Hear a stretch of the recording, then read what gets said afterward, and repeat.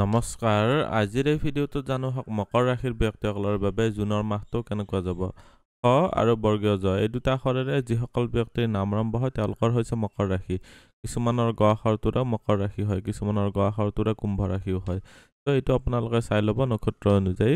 আজিৰ এই ভিডিঅ'টোত আমি এইবিলাক পইণ্ট খুব ভালদৰে আলোচনা কৰিম সো এই ভিডিঅ'টো শেষলৈকে চাই থাকিব আপুনি যদি এতিয়ালৈকে মোৰ চেনেলটো সাবস্ক্ৰাইব কৰা নাই তেতিয়াহ'লে সাবস্ক্ৰাইব কৰি ল'ব আৰু ভৱিষ্যতে আপলোড কৰা ভিডিঅ'ৰ নটিফিকেশ্যন পাবৰ বাবে বেল আইকনটো চুই অল সিলেক্ট কৰি দিব প্ৰথমতে জানো হক আপোনালোকৰ স্বাস্থ্যৰ ক্ষেত্ৰত ৰাশিৰ অধিপতি শনি গ্ৰহটো তৃতীয় ঘৰত গৈছে যদিও ইয়াতে এটা অতিশয় দুৰ্বল স্থিতিত আছে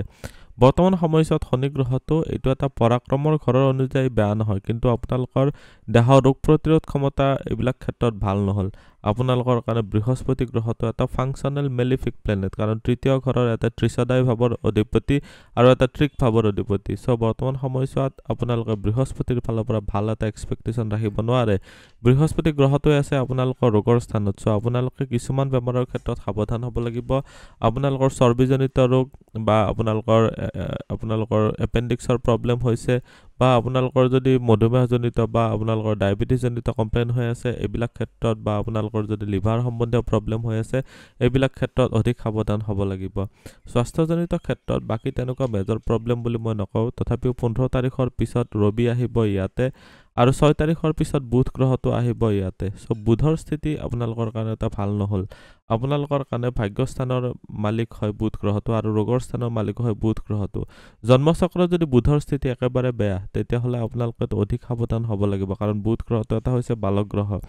বৰ্তমান সময়ত বৃহস্পতি এটা শুভ গ্ৰহৰ লগ লাগিব যদিও বৃহস্পতি গ্ৰহটো বুধৰ মিত্ৰ নহয় তো বৰ্তমান সময়ত আপোনালোকে স্বাস্থ্য পাতিৰ ক্ষেত্ৰত বহুতেই বেছি সাৱধান হৈ চলিব লাগিব ইফালে আপোনালোকৰ উপাৰ্জন আৰু ধন সঞ্চয়ৰ ক্ষেত্ৰত চালে আপোনালোকৰ ধনস্থান বা সেভিংছৰ ঘৰৰ ৰাহুৰ স্থিতি এইখিনি সময়ত আপোনালোকৰ ভৱিষ্যতে কামত আহিব বুলি কিছুমান খৰচ হৈ থাকিব এই খৰচবিলাকৰ ক্ষেত্ৰত অলপ সাৱধান হৈ চলিব পাৰিব লাগিব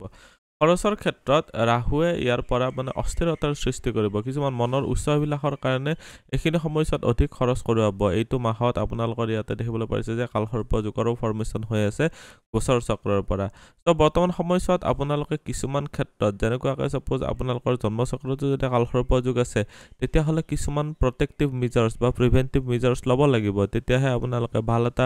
মানে লাইফ লিড কৰিব পাৰিব নহলে এইখিনি সময়ত যিকোনো কাম কৰিলে খেলিমেলি হৈ থাকে যিকোনো ক্ষেত্ৰতে আপোনালোকৰ কামবিলাক আগে নাবাঢ়ে লাষ্ট মোমেন্টত ইউটাৰ্ণ হৈ যায় হ'ব যেন লাগে কামটো লাষ্টত যায় নহয় এনেকুৱা ধৰণৰ প্ৰব্লেমবিলাকৰ ক্ষেত্ৰত অধিক সাৱধান হ'ব লাগিব ইনকামৰ ঘৰত আছে মংগল গ্ৰহটোৰ ইয়াৰ পৰা ইয়াতে দৃষ্টি বৰ্তমান পৰা নাই যদিও 6 তাৰিখৰ পিছত মংগল গ্ৰহটো যাব আপোনালোকৰ এক্সিডেন্টৰ ঘৰত তো বৰ্তমান সময়ত মংগল গ্ৰহটো এটা যেহেতু অগ্নিতত্ত্বৰ গ্ৰহ হয় যেহেতু অষ্টম ঘৰত যাব আৰু ইয়াৰ পৰাও যেহেতু দৃষ্টি দিব আপোনালোকৰ কাৰণে ফাংচনেল বেনিফিট নহয় কিন্তু আপোনালোকৰ কাৰণে কিছুমান ক্ষেত্ৰত ভাল প্ৰপাৰ্টিৰ ক্ষেত্ৰত ভাল কিন্তু বৰ্তমান সময়ত আপোনালোকে চাব যে আপোনালোকৰ যিবিলাক প্ৰপাৰ্টি আছে এইবিলাক মেইনটেইন কৰোতে অলপ প্ৰব্লেম হ'ব এইটো মাহ আপোনালোকৰ কাৰণে নিউট্ৰেল বুলি ক'ব পাৰি মংগলৰ ফালৰ পৰা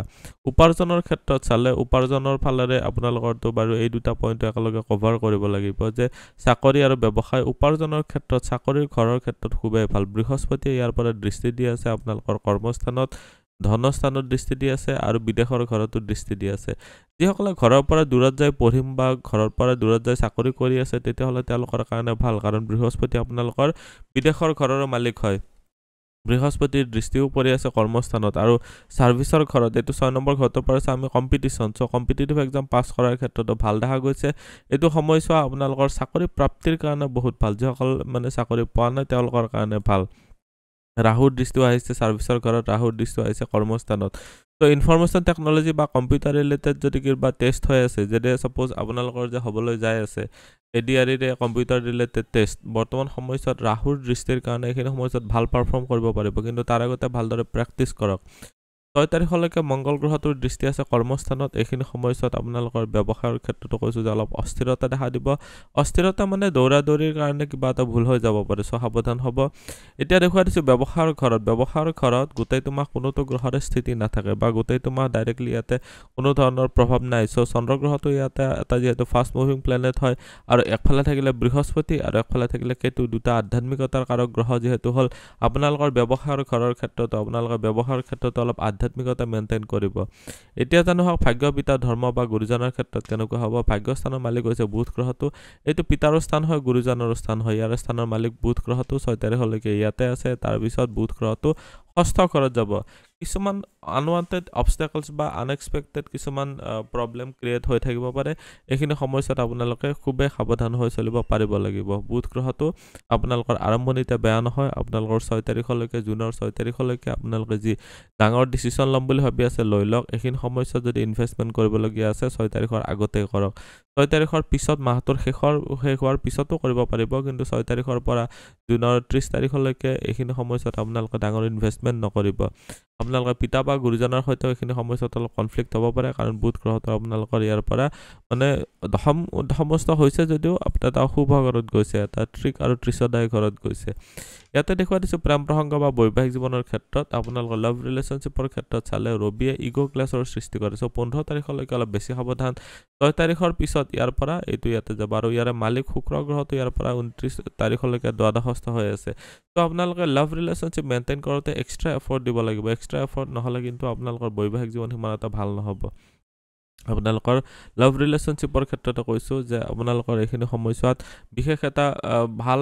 এক্সপেক্ট কৰাটো ভুলে হ'ব কাৰণ কিয় কৈছো যে আপোনালোকৰ বৰ্তমান যদি কিবা নহয় কিবা সৰু সৰু কথাতে যদি ধৰি থাকে তেতিয়া হলে আপোনালোকৰ সেই ইগো বা গৌৰৱ ভাৱটো আপোনালোকৰ লাভ ৰিলেশনশ্বিপ বেয়া কৰিব পাৰে যিসকল বিবাহিত আছে তেওঁলোকৰ কাৰণে বেয়া নহয় বৰ্তমান সময়ছোৱাত আৰু নতুনকৈ বিয়া পতাৰ কাৰণে যিসকল বিবাহৰ কাৰণে ৰেডি হৈ আছে তেওঁলোকৰ কাৰণে বৰটা ভাল নহল কিন্তু যিসকল বিবাহিত আছে তেওঁলোকৰ কাৰণে ভাল বৰ্তমান সময়ছোৱাত ডাইৰেক্টলি কোনো ধৰণৰ অশুভ গ্ৰহৰ এছ'চিয়েশ্যন হোৱা নাই আপোনালোকৰ কেৱল চাব যে যিসকল বিবাহিত ছোৱালী বা তিৰোতা আছে তেওঁলোকৰ কাৰণে কৈছো বিবাহিত তিৰোতা যিসকল আছে তেওঁলোকৰ কাৰণে হাজবেণ্ডৰ যিটো ফেমিলি স্থান অকনমান আপোনালোকৰ বিৰক্তিকৰ হ'ব পাৰে কেতুৰ স্থিতিৰ কাৰণে বা ঘৰত থাকি ভাল নালাগে বাহিৰত ফুৰিব ইচ্ছা গৈছে এনেকুৱা অলপ দেখা যাব সাধাৰণ শিক্ষাৰ ক্ষেত্ৰত চালে আৰু উচ্চ শিক্ষাৰ ক্ষেত্ৰত চালে সাধাৰণ শিক্ষাৰ স্থানৰ মালিক মংগল গ্ৰহটো ইয়াতে 6 তাৰিখলৈকে আছে 6 তাৰিখৰ পিছত মংগল গ্ৰহটো যাব ইয়াতে এইটো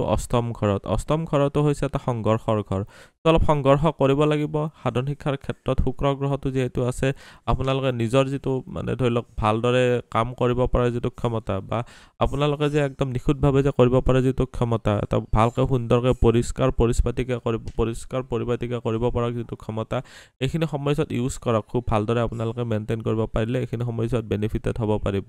বা ভাল ৰিজাল্ট এটা কৰিব পাৰিব উচ্চ শিক্ষাৰ ঘৰত ৰবিৰ স্থিতি 15 তাৰিখলৈকে আছে বুধৰ স্থিতি 6 তাৰিখলৈকে আছে এইটো ঘৰত শনি গ্ৰহটোৰ দৃষ্টি আছে সো আপোনালোকে সিভিল ইঞ্জিনিয়াৰিং বা কনষ্ট্ৰাকচন সম্বন্ধীয় কিবা যদি পঢ়ি আছে তেতিয়াহলে আপোনালোকৰ কাৰণে ভাল অইল সেক্টৰৰ ক্ষেত্ৰত কিবা যদি পঢ়ি আছে এইটো ক্ষেত্ৰতো বেয়া নহয় বৰ্তমান সময়ছোৱাত ৰবিৰ ফালৰ পৰা নিশ্চয় বেনিফিটেড হ'ব পাৰিব উচ্চ শিক্ষাৰ ক্ষেত্ৰত বেয়া নহয় কেৱল পিএইচডি লেভেলত যিসকলে আছে মানে অকাল সায়েন্সেছৰ ক্ষেত্ৰত বাৰু বেয়া নহয় অকাল সায়েন্সেছৰ বাহিৰে যদি বেলেগ ক্ষেত্ৰত যদি পিএইচডি কৰিম ভাবি আছে তেতিয়াহলে আপোনালোকৰ কাৰণে বৰ এটা ভাল নহয় এইখিনি সময়ছোৱাত অলপ বিৰক্তি ভাৱ আহিব পাৰে কিন্তু এটা বস্তু হয় যে কেতু থাকিলে কিছুমান গুৰু ৰহস্য বা কিছুমান এনেকুৱা ৰহস্য আপোনালোকৰ ৰিচাৰ্চৰ সময়ত বা অনুসন্ধানৰ সময়ত বা যদি আমি অন্বেষণৰ সময়ত যে উদ্ভাৱন কৰা হয় সো এইখিনি সময়ছোৱাত আপোনাৰ হাতেৰে কিবা নহয় কিবা এটা নতুন বস্তু উদ্ভাৱন হ'ব পাৰে সো তাৰ প্ৰতি অলপ নজৰ ৰাখিব এইখিনি সময়ছোৱা এক প্ৰকাৰে ভালো এক প্ৰকাৰে কিন্তু বিৰক্তি ভাব আহিব উচ্চ শিক্ষাৰ ক্ষেত্ৰত আজিৰ এই ভিডিঅ'টোত আমি মকৰ ৰাশিৰ ব্যক্তিসকলৰ বাবে জুনৰ মাহটো কেনেকুৱা যাব গোটেইখিনিয়ে জানিলো ভিডিঅ'টো চাই কেনেকুৱা লাগিলে কমেন্টত নিশ্চয় জনাব আপুনিও যদি আপোনাৰ বিষয়ে জানিব বিচাৰে তেতিয়াহলে WhatsAppত কন্টাক্ট কৰিব পাৰে ধন্যবাদ এইটো ভিডিঅ'ত আগবঢ়োৱা জ্ঞানখিনিৰ পৰা যদি আনৰো উপকাৰ হ'ব ভাবে তেনেহলে বন্ধুবৰ্গ আত্মীয় স্বজন আৰু চিনাকি মানুহৰ সৈতে শ্বেয়াৰো কৰিব আপোনালোকে নেক্সট ভিডিঅ' কিহৰ ওপৰত চাব বিচাৰে কমেন্টত জনাব ধন্যবাদ